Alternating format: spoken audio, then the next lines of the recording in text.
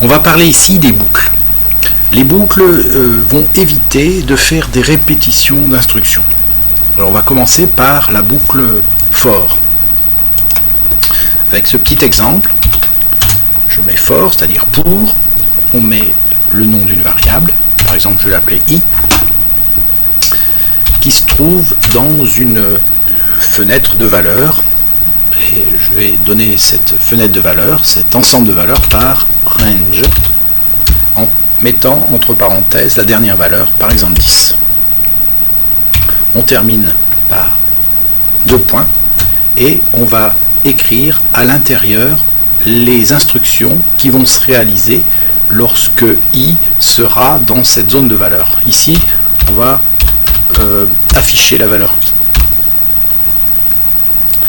On peut même faire, voilà, i égale, et puis je mets une virgule pour écrire la valeur de cette variable.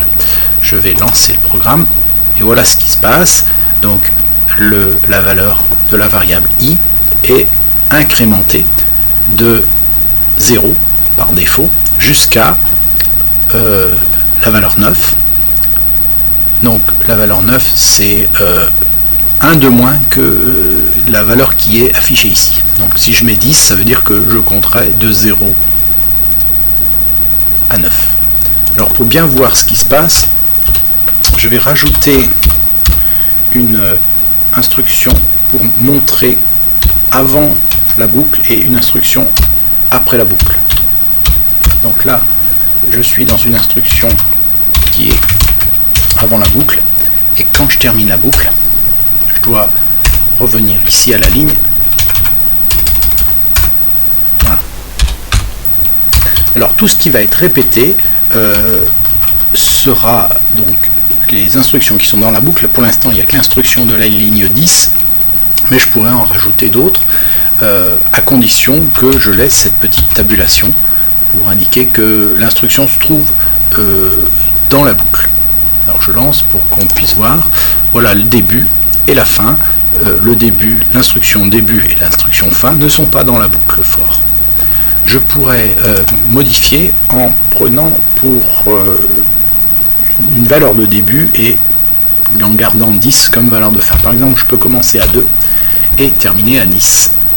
Enfin, terminer à 9. Voilà ce qui se passe. Dans une boucle, on peut mettre plusieurs instructions. Pour l'instant, il n'y en a qu'une. C'est l'instruction qui est à la ligne 10. On peut mettre aussi d'autres boucles. Donc, on peut imbriquer les boucles entre elles. Voilà, c'est ce qu'on va essayer. Je vais essayer de faire. Donc, je vais à nouveau mettre une autre boucle for, et je vais prendre une autre variable j qui elle va se trouver dans la plage, on va dire 0. Alors, je le mets pas par défaut, et je vais m'arrêter à 3, donc je mets 4 comme valeur. Donc pour j qui va de 0 à 4, et là ce que je vais faire afficher, voilà, c'est cette instruction. Donc je suis obligé de mettre à nouveau une tabulation parce que l'instruction 11 fait partie de la boucle 10, qui elle-même fait partie de la boucle 9.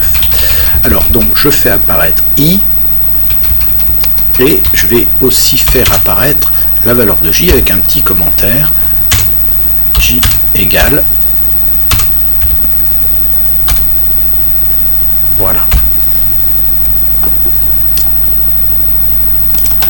Voilà pour le résultat.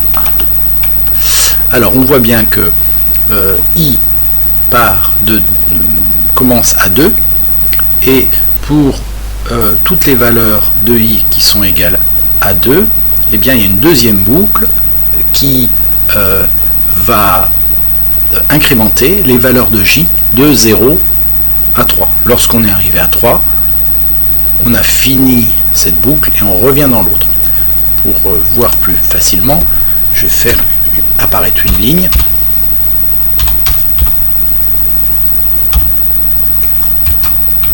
Ici. Voilà.